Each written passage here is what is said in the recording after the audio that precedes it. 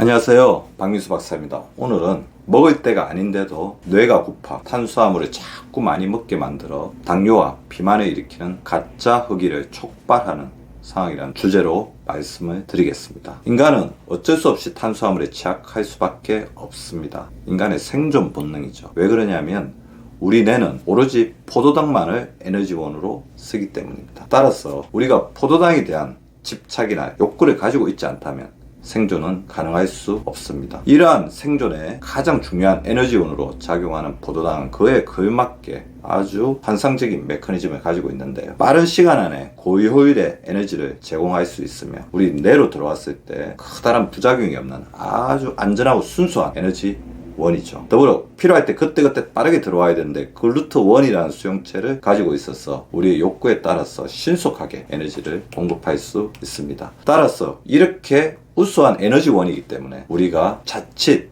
이 욕구를 조절하지 못하면 탄수화물에 대해서 그만큼 취약할 수밖에 없습니다. 탄수화물 중독에 빠질 수밖에 없다는 거죠. 자, 생존의 가장 중요한 에너지원이면서도 우리가 탄수화물에 집착할 수밖에 없고 이것이 중독으로 이어질 수밖에 없으면 이것은 피름코 비만이나 당뇨병으로 갈 수밖에 없다는 거죠. 그렇다면 가장 중요한 것은 우리가 적재적소로 탄수화물을 섭취하고 탄수화물을 우리 몸의 에너지원으로 잘 활용해야 되는데 시도 때도 없는 탄수화물 집착, 즉 가짜흑이라고 그러죠. 몸에서 필요하지 않은데도 여러 가지 상황 때문에 탄수화물에 대해서 과도하게 집착하게 되고 이런 상황이 이어지게 되면 어쩔 수 없이 탄수화물 중독으로 가게 된다는 거죠. 대사성 질환의 가장 중요한 첫걸음인 인슐린 저항성의 상태에 갈 수밖에 없게 된다는 것입니다. 따라서 우리 몸에서 요구하는 필요 이상으로 탄수화물에 더 집착하게 만드는 그것을 이제 가짜흑이라고 하는데요. 가짜흑이를 촉발하는 여러 가지 상황에 대해서 말씀을 드리겠습니다. 반드시 체크해 보시고 이 상황에 해당한다면 교정해 나가셔야 되겠죠. 첫 번째, 스트레스가 많을 때입니다. 스트레스를 받으면 스트레스 호르몬이 코티졸 오죠. 혈당을 올리게 됩니다. 따라서 이 에너지원인 탄수화물에 대한 집착도 강해질 수밖에 없고요. 스트레스를 받으면 우울해지거나 불안감이 생기죠. 자, 그래서 이런 우울하고 불안한 기분을 상쇄시키고자 도파민이나 오피오이드 계열의 우리 몸의 쾌락 호르몬들을 분출시킬 수밖에 없는데 이때 이런 부분을 보상해주는 가장 중요한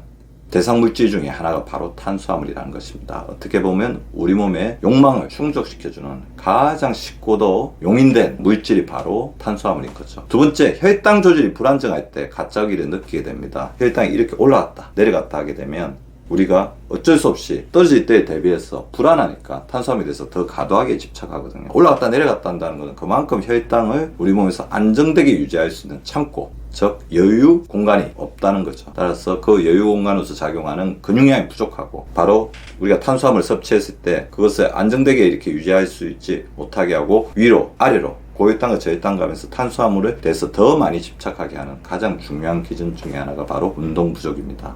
그래서 근육량이 부족하고 운동이 부족한 사람들은 혈당 조절이 불안정할 수밖에 없고요. 또 혈당이 중요한 저장 창고 중에 하나인 간기능의 저하도 역시 혈당 조절의 불안정성을 강화시킵니다. 잠을 못 자게 되면 가짜의가 더 발동하기 쉬운데요. 자, 잠을 못 자게 되면 우리 몸에서 식욕을 조절하는 양대 호르몬이죠. 렙틴과 그렐린의 균형이 깨어지게 됩니다. 자, 그거 아세요? 그렐린은 식사 전에 분비되어서 우리가 식사를 하도록 하는 허기 호르몬이죠. 장과 밀접한 관련을 가지고 있습니다. 우리가 수면이 부족하거나 수면의 질이 좋지 못하게 되면 렙틴의 기능은 떨어져서 우리가 배부름을 잘 못 느끼게 되고요. 그래 포만감을 못 느끼게 되니까 더 많은 양을 먹게 되죠. 그렐린은 폭주하게 되면서 더 강폭한 폭식이나 가식의 욕구를 느끼게 된다는 것입니다. 영양소가 결핍되어도 가짜기를 느낄 수가 있습니다. 영양소 균형이 깨어지게 되면 우리 몸의 생존 반응으로서 음식에 대한 욕구를 가지게 되는데 그때 우리가 빠지기 쉬운 유혹이 바로 탄수화물이라는 것입니다. 따라서 단백질이나 식이섬유를 풍부하게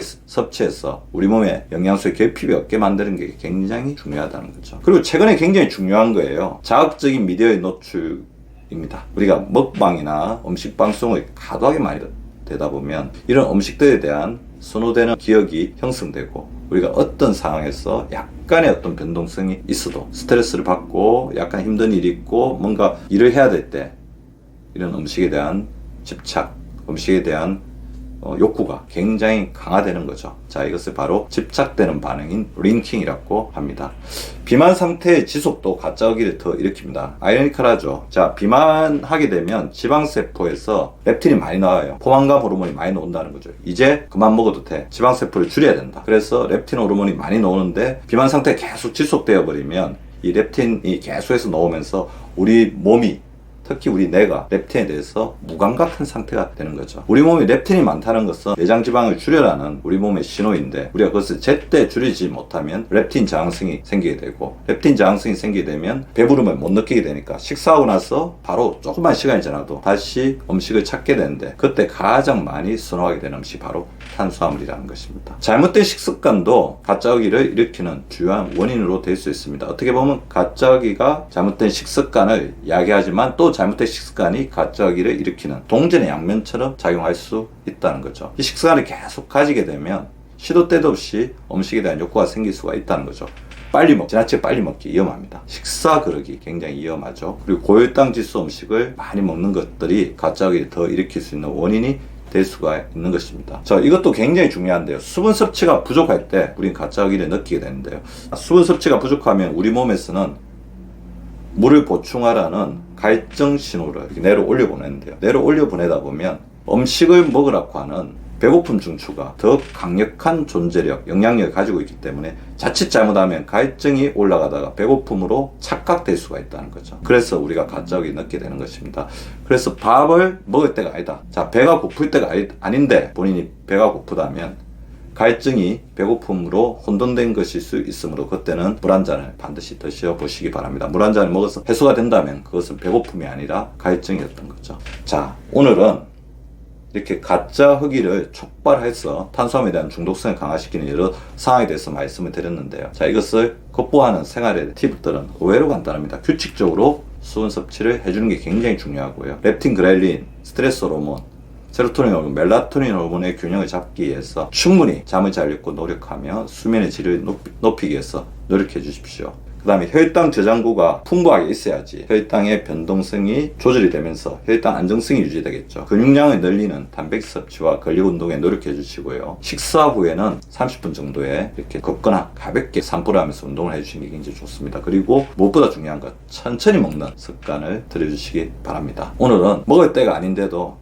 뇌가 고파서 탄수화물을 자꾸 많이 먹게 만드는 여러 가지 가짜 허기를 유발하는 상황에 대해서 말씀을 드렸는데, 혹시 가짜 허기에 자꾸 노출이 되면서 인슐린 저항성의 단초를 제공해 주고 있는 것은 아닌지 한 번쯤 반드시 검토해 보시기 바랍니다. 지피지기면 백전백승, 그래서 지당지기이면 백전백승이라고 생각합니다. 우리 몸에 당이 어떤 존재인지를 알고 내가 당이 돼서 어떤 태도를 가지고 있는지, 얼마나 자제를 가지고 있는지를 잘 알고 있고 어떤 상황에서 취약해진지 잘 알 수 있다면 충분히 맛있는, 그리고 우리 몸의 가장 중요한 에너지원인 탄수화물을 즐기면서 건강생활을 할 수 있다는 거죠.